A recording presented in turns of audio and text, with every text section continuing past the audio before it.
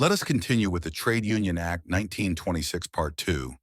The general funds of a trade union can only be used for the following purposes: paying salaries, allowances, and expenses of the union's office bearers, administration costs such as auditing its accounts, costs related to lawsuits to protect the rights of the union or its members, for handling conflicts or negotiations between workers and employers, for helping members who lose money due to trade disputes, member support, giving help to members or their dependents in case of death, old age, illness, accidents, or unemployment.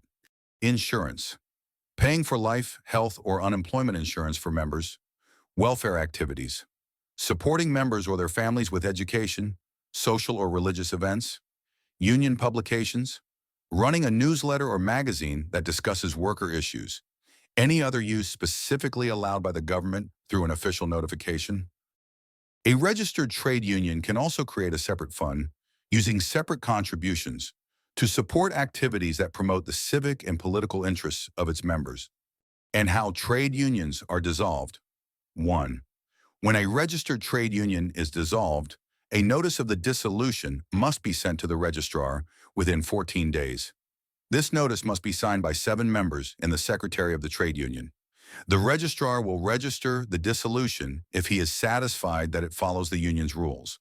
The dissolution takes effect from the date it is registered. 2. If the registered dissolution is approved and the trade union's rules do not say how its funds should be distributed, the registrar will divide the funds among the members in a manner that is prescribed.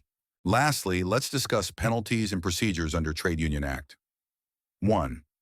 Not submitting required documents, for example, notices, statements, is punishable, which may extend to a fine up to 5 rupees per default.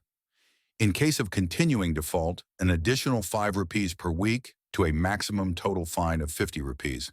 And it applies to office bearers or executive members responsible for submission. 2. For false entries or omissions in official records, a fine of up to 500 rupees, which applies to anyone who knowingly adds false info or leaves out required info in official documents sent to the registrar. Third, for supplying false information about trade union rules. Fine, up to 200 rupees is punishable. It applies to anyone who knowingly provides fake or outdated rule copies to deceive others. Fourth and last, cognizance of offenses. A court can only take up a case under this act if a complaint is made by the registrar or with their prior approval, or in cases under Section 32 by the person who received the false copy, and the complaint must be made within 6 months of the alleged offense. Like, share, and subscribe for such simplified labor laws.